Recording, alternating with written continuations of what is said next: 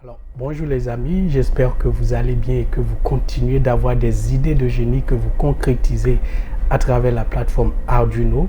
Alors, parlant d'Arduino, il y a quelques semaines, Arduino lançait la version 2.0 de son logiciel de programmation, l'Arduino IDE. Je vous l'annonçais sur cette page. Je l'ai utilisé pendant quelques temps et aujourd'hui, je vous propose une vidéo de comparaison. Nous allons voir les avantages de cette nouvelle version par rapport à l'ancienne, le 1.8.19. Nous allons voir ces quelques inconvénients, surtout pourquoi vous devez passer définitivement à la version 2.0. Comme vous pouvez le voir, je suis à la version 2.0.0 et déjà la version 2.0.1 est disponible pour téléchargement pour ceux qui le souhaitent. L'avantage principal de cette nouvelle version, c'est qu'elle permet de programmer plus rapidement. Lorsque vous regardez le positionnement des boutons sur l'écran, vous remarquerez que les plus utilisés sont regroupés dans une zone plus petite grâce à la colonne à votre gauche.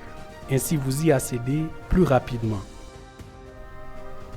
Il faut aussi remarquer que les délimiteurs, c'est-à-dire les parenthèses, accolades, crochets, griffes, etc., dès qu'ils sont ouverts, se referment automatiquement et renvoient le curseur au milieu du délimiteur. Ainsi, vous ne risquez plus d'oublier de fermer un délimiteur ou d'en mettre trop. Ça vous évite les erreurs de compilation et le temps de recherche du problème.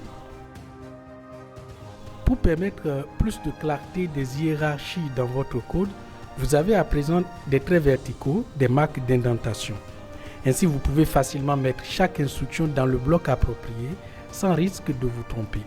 Il peut être frustrant d'avoir une compilation et un téléversement sans problème, mais que votre système ne marche pas comme vous pensiez l'avoir décrit dans votre code. Cette fonctionnalité vous sera énormément utile. L'autre énorme fonctionnalité ici, ce sont les suggestions de frappe. Dès que vous commencez à taper un mot, le logiciel vous propose une liste de mots. Vous pouvez alors juste sélectionner le mot voulu dans la liste. Du coup, vous n'êtes plus obligé d'écrire le mot en entier au clavier. Si le mot que vous recherchez n'apparaît pas dans la liste de suggestions, écrivez-le entièrement. La prochaine fois que vous allez commencer à taper le même mot, il apparaîtra dans la liste de suggestions.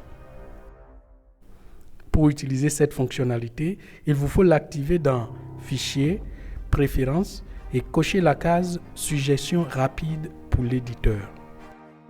Et bien voilà pour quelques avantages de cette nouvelle version du logiciel. En ce qui concerne les inconvénients, je n'en ai pas trouvé de majeur, sauf ce petit bémol qui est que par défaut, lorsque vous modifiez un fichier, que vous le téléversez sur votre carte, Arduino enregistre automatiquement la dernière modification et vous perdez le fichier original.